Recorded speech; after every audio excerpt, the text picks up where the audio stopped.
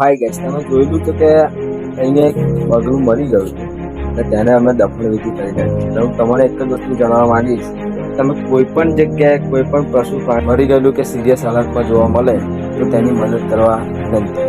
જય માતાજી.